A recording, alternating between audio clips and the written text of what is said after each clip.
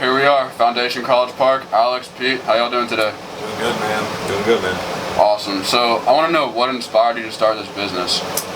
I would say just growing up and being into all kinds of music and sports and streetwear culture. Like, that's kind of what our shop is in a nutshell. It's a combination of all that kind of stuff. And you know, when we were in the late 90s and early 2000s, we were going up to New York every summer and going to these cool streetwear, like places like Supreme or Bape, and like places that stores you could only really see in like a New York or LA. Yeah, major city. And that stuff was cool because where we were living in South Florida, you know, there was nothing really like that. So that was kind of like our first exposure to that kind of stuff, and it definitely had like a lasting impression. Yeah, definitely had a lasting impression on us. I wouldn't say like when we were going to these stores growing up, we were like, yo, I can't wait to own a shop like this and whatnot, but we were the older we got, we definitely realized the lasting impact it left on us, for sure. What jobs or side hustles did you have when you were a teenager? So when I first started out with like selling Pokemon cards and sports, like good sports cards on eBay when I was like in like 3rd, 4th, and 5th grade, and then as I got older, I was really into sneakers, so I was selling Nike Dunks and Jordans on eBay for like all of my high school career, pretty much. And, what year was that you were doing that? So that was like 2004 to 2008. So y'all were doing all the stuff the kids are doing now before the kids even knew this was a thing. Al was ahead of the curve with that. Yeah, kind of. Yeah, I mean, it was pre social media, there was something called Nike Talk that. Yeah, there were sneaker forums that you could like get clout on by selling shit or blah blah blah. But ultimately, like, we were doing all this stuff without having like an Instagram or even a MySpace. Instagram wasn't even a thought at that point. Yeah, MySpace was MySpace around? MySpace was around when I was doing this stuff, but it wasn't treated as a platform where you could like hit someone up and be like, yo, let me buy those shoes off you. Like, it wasn't like a buy and sell type of environment. But, you know, it was... And I didn't have any side hustles growing up. I mean, I take that back. In like 4th or 5th grade, there were, like Livestrong bracelets were really popping. And I remember where we lived, you could not find them anywhere. Like Finish Line, Foot Locker, the outlets, you couldn't find them anywhere. So I remember one summer we went to New York, and I think at either like Nike Town or something like that, I remember seeing a box of 50 of them, convinced my grandpa to buy it, came back down south, and I remember selling them to kids in like 4th and 5th grade.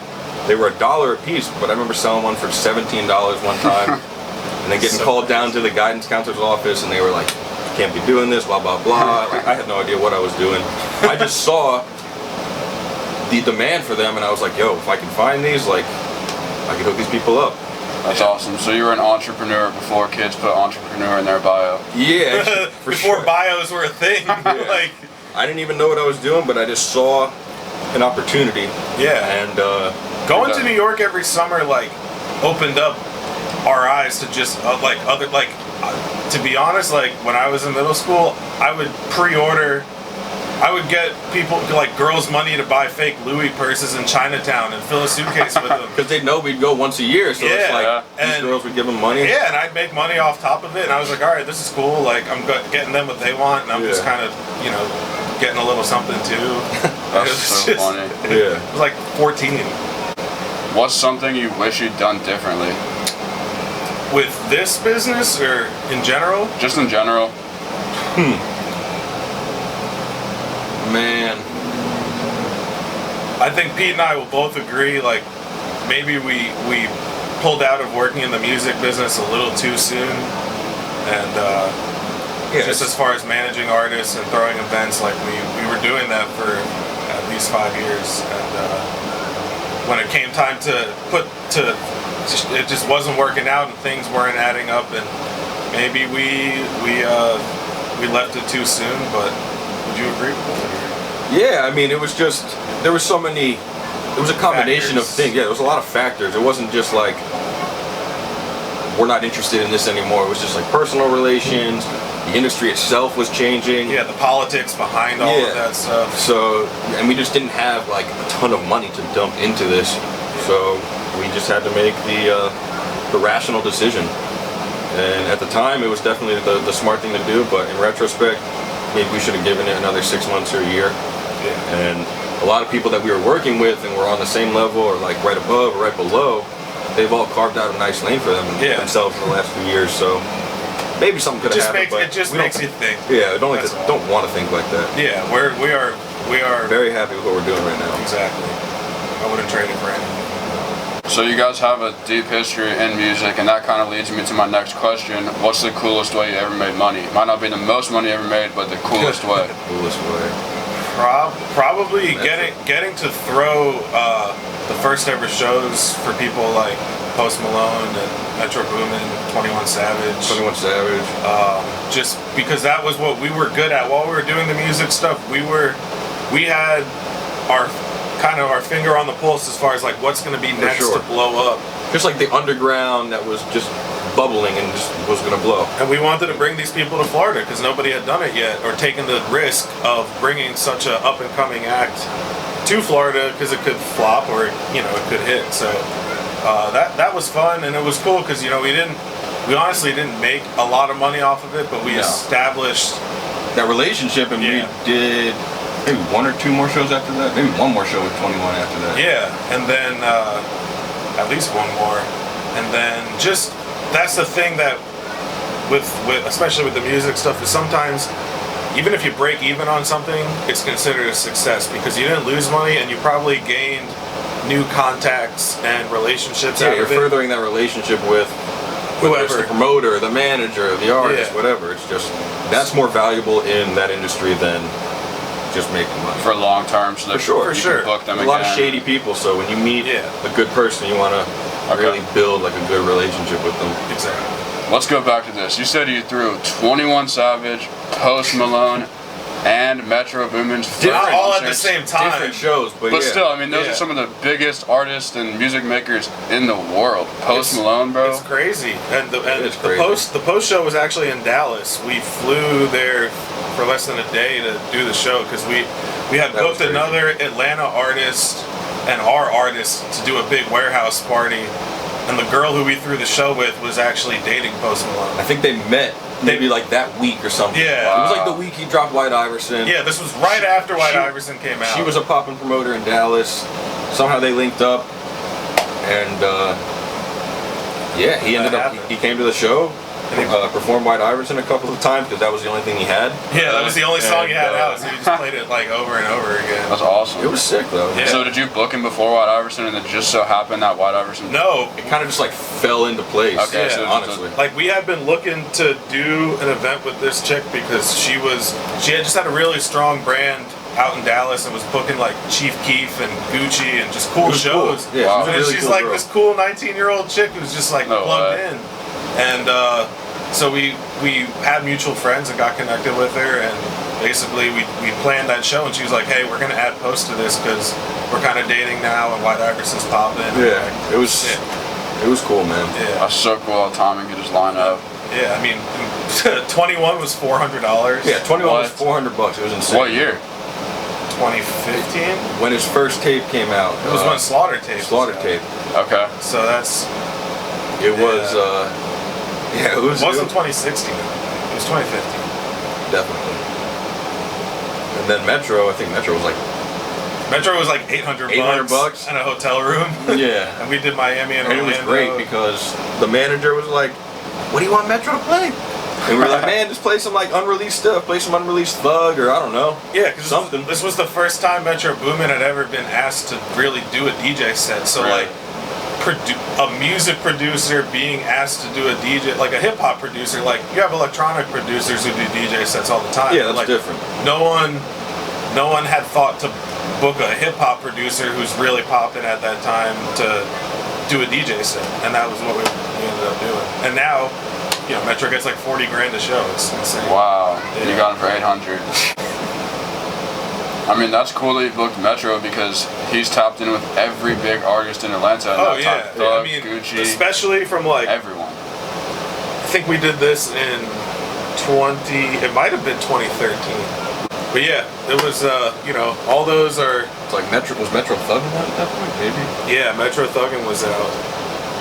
But it was just cool, and in that moment to be able to do that, and And just all that type of work that we did for those 5 years helped us. Like, we wouldn't have our shop without doing all that stuff those first 5 years, because while we were throwing shows and managing artists, my brother and I were buying vintage and buying records and reselling it. So we were doing, while we were doing that stuff, we were doing pop-up shops with records and vintage.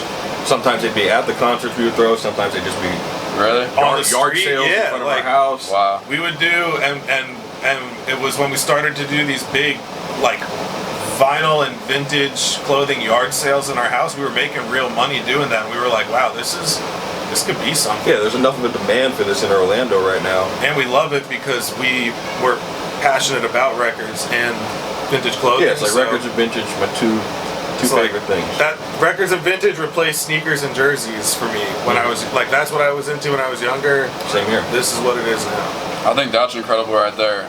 You didn't know you were going to have this business at that time, but you loved records and vintage, and you just started doing it. I think that's so important for kids. It just takes time. You Exactly. Didn't know you just take 80% of it is just putting yourself out there and risking it and just seeing how it turns out. And it was just like, we did the pop-up shops with the records and the clothing for like a year and a half before we were like, okay, now we need to look for a store because this is we weren't real. just looking for like the first spot available. It's like once we stumbled upon this, it was like, all right, this is the perfect spot. You do have the perfect spot. We really do. We're very very thankful that we stumbled upon this, because it would have just gone. It would have been different the last few years. I feel like if we were set up in a different area, like I can't imagine another part of town I would want to be set up. I don't even want to sound corny, but it's been life changing being able to have our shop in this neighborhood and have the impact that we've had the last 4 years. You wouldn't be here if we didn't have the shop here. A lot of kids. Yeah, exactly. Straight up. Yeah. It's really cool. I think it's really cool that what y'all do, because the first time I came in here, there was 10 kids in here from Edgewater, our local high school, which is right down the street. Y'all aren't just some snobby businessmen. Like, you guys talk to everybody in such a great way. You treat everyone the same with respect, and you really affect kids. Like, I've seen kids who are little turds turn into like good kids just from hanging out here. That's humbling. It's like, humbling, you know, we're not like, yo, do this, do that. It's like kids just come in here enough times and they absorb enough shit. Yeah, you know. Incredible. And it's kind of like the cherry on top for us, because it's like when we came here and set up, we weren't thinking like we're gonna be like big brothers to a lot of these younger kids who come in here. Nah, the initial thought was like, yo, we got a high school right down the street. Like, we're gonna make money off these kids. Like, this is great. But then the more kids that started to come in, it was like, yo, like these are like, we look at them as like little bros. Yeah, and if we can offer our advice or experiences that we've dealt with to help steer them in a positive direction, then it's really cool and fulfilling, because we didn't have that. Like, we didn't have a cool shop to hang out and lurk in, and we tell them that too. And we tell them that we're like, you guys are lucky that Pete and I are who we are to like want to be here and engage with you guys, because we did not have that. We had a McDonald's to go to and hang out at. Yeah. Like, you go meet at the McDonald's. You guys can meet at a shop like this. Yeah. Like, and like when we were going to New York and going in all these cool trendy stores, those dudes didn't want to talk to us either. So yeah, because those are the. They don't want to talk to you until the person you're you're just buying the stuff. Yeah, or that. You know. So it's cool to be able to have that kind of impact on the younger people. That's definitely been one of my favorite things about having a shop, for sure. Same here. It's not something that I was expecting, but it's been like the best part of it. Honestly. It's really cool. Yeah. How do you guys stay motivated? I mean, you just hit your 4-year anniversary back in April, and I mean, it's easy to lose interest, but how do you stay motivated and stay with it? I think because we live and breathe this. We love it. I still love coming here every day. Yeah. It's been like that for the last 4 years. We don't have any other employees. We still just love coming to the shop every day. And just being able to make someone's day with music or a t-shirt, regardless of the value, means something to us. Yeah, it's really cool. And that's what wakes me up, because I'm happy to come here and see who's going to come in and enjoy what my brother and I are providing for the city. Yeah, creating that experience is very important. It's very crucial for us.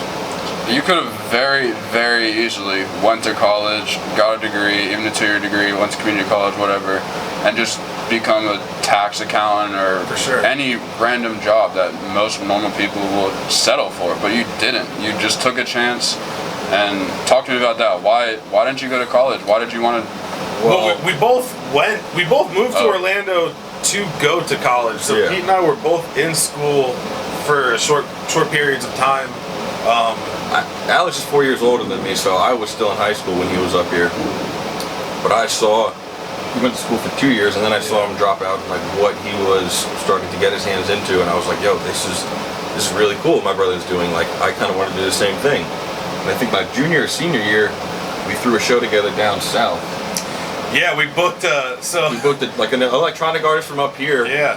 And it was my first show that I threw, and it was just like printed up like 5,000 flyers, tagged all the high schools across the city. And we had a friend who had a nightclub back home, and basically what I said to Pete was, I said, look, let's bring this DJ from Orlando down. We'll make it like a 18 and under event. No alcohol, nothing like that. Just a fun party for kids. I think it was like a foam. There was foam too. But it was one of those things where I think we had like 250 people show up. And it was crazy, and that was all due to Pete and his friends spreading the word. And like, yeah, there was enough kids my age that just wanted to do something. Like, there wasn't like a teen club or anything like that. So for there to be a night where we could all just go out and, you know. And this was when electronic music was like peaking. Like, it was at its like, I don't even think EDC was a thing yet. Yeah. Maybe it was like maybe the first year. Yeah, maybe the first year. Wow. Yeah. I forgot. That was like the first your taste. first time throwing a show. Because I saw what Alex was doing, and I was like, yo, I want to try something like that down here. And then I graduate high school, I go up to college, I'm at Valencia for a year. And I feel like I knew, before I even started, I was like, I just know college is not for me. Things were progressing with what Alex was doing, I was getting more involved. And then after a year, I dropped out too. Just was fully invested in it's the concert shit, promoting, artist management, all that stuff. And it's one of those things where, like, you know, obviously you got to go to school if you want to be a doctor or a lawyer or an accountant. Like, there's no way around that. But at least at that time, when it comes to working in the creative field or working in music or entertainment, it's more about who you know and how, and just what you can bring to the table. They look at that more than your 4-year degree. Yeah. And that's honestly, that shit's meaningless in music. In music, it's like, if you got the right contacts. It's all about your network. Yeah, literally. I like that. I want to talk about that. I think the word business, people don't use that right, or they have the wrong perception. Business isn't business. Business is relationships. For and sure. you just proved that. You said you wanted to throw a concert, so you had told all your friends and just who you know. It's incredible what they can do for you. Their parents, just meeting people and being nice to people. For sure, goes a long way. Don't burn bridges. Don't burn bridges. Yeah, exactly. You know, in that industry, there's a lot of shady people, so a lot of people will burn bridges. But we're genuine, like real people, and we like to go about business like pretty organically. So yeah, we don't force anything. That's a big thing with us in general. Is we don't force it. What advice would you give to a teenager who doesn't know what they want to do? oh man, You gotta do some thinking to yourself to think about what you do like to do. really, what you're passionate about. Exactly. You know. Yeah. I feel it sounds so cliche, but like, you know, find your passion and run with it. You know, it's like this. Obviously, we want to make money with this, but these are our two passions, and it's like, it's not about the money now. You know, early on it was like, yo, we got to make money, this and that, but no, but that's it. You really just, you got to look into yourself, and like Pete said, as cliche as that sounds, and run with your passion, because oftentimes you can make a living. It'll turn into a living when you're passionate enough and whatnot. And the other thing too is, don't ever be afraid to fail, because some of the best learning that I've ever encountered was through failures of mine. You always got to take the positives out of a failure. Don't look at it as a negative thing. But that was what we learned early, like, especially with throwing a concert. It's like, we throw it with a good artist, but we don't make money. Say we lose like $200, $300. It's like, that's not a loss. You know, we still made the connection with this artist, and that's just like the cost of doing business. Yeah. You know? And you just kind of, you you got to pull the good out of the failing and chalk that up as a learning experience. And that makes That's valuable. Once you're able to do that. Exactly. That makes failing easy because you're going to fail. We all fail a lot. Yeah. It's part of trial and error. It's how, especially when you want to work for yourself or you want to do anything on your own, there's going to be a lot of trial and error. And a lot you learn the most from that. You know, it's like, if that shit really hurts, you're gonna know to not do that again. Exactly. Whatever it may be. Yeah. You know? Exactly. So. Man, that was an incredible interview. Thank you guys so much. That was definitely my best interview yet. Man. Shit. Thank you for having us. Do you guys have anything else you want to say? Nah, just glad to be a part of glad this. to be a part of this, and if you're thinking about doing something, just give it a try. Yeah, the hardest part is starting. Just get out there. Do it. That's the hardest part, and then the rest falls into place. Ideally, It really does, man. How can people find y'all? We have an Instagram, which is Foundation College Park. All one word, at Foundation College Park. We're located on Edgewater Drive in College Park. Thank you guys so much. That was incredible, bro. Dude, That was like anytime. insane. Anytime. That shit's gonna go viral.